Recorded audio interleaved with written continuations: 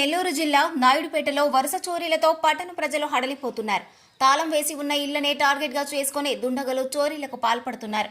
పట్టణంలోని రాజగోపాలపురంలో ఒకేసారి రెండిళ్లలో చోరీ జరిగి సుమారు 4,20,000 రూపాయల నగదు, సుమారు 10 సవర్ల బంగారు ఆభరణాలు, 2 కేజీల వెండి ఆభరణాలు అపహరణకు గురైన సంఘటన బుధవారం రాత్రి చోటు చేసుకుంది.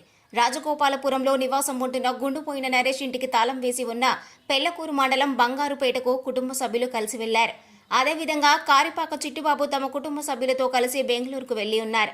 ఈ క్రమంలో ఇంటికి తాళం వేసి ఉండటాన్ని గుర్తించిన గుర్తు తెలియని దుండగులు తలుపులు పగులగొట్టి లోపలికి ప్రవేశించి బీరువాలో దాచి ఉంచిన నగదు, బంగారు, వెండి ఆభరణాలను అపహరించుకుని వెళ్లారు.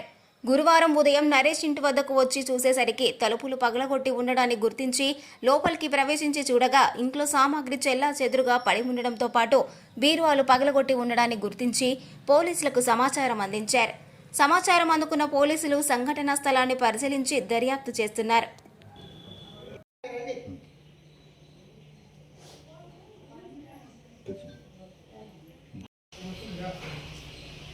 ఈరోజు తీసారా తర్వాత తీసారా? దీని లాభితే ఉందా? దీన్ని ఇదిగా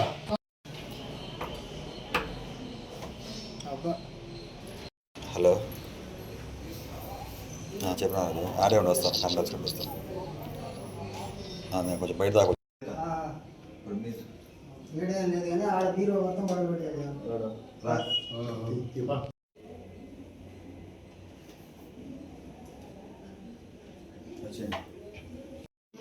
బీరో మొత్తం పడబెట్టేనా?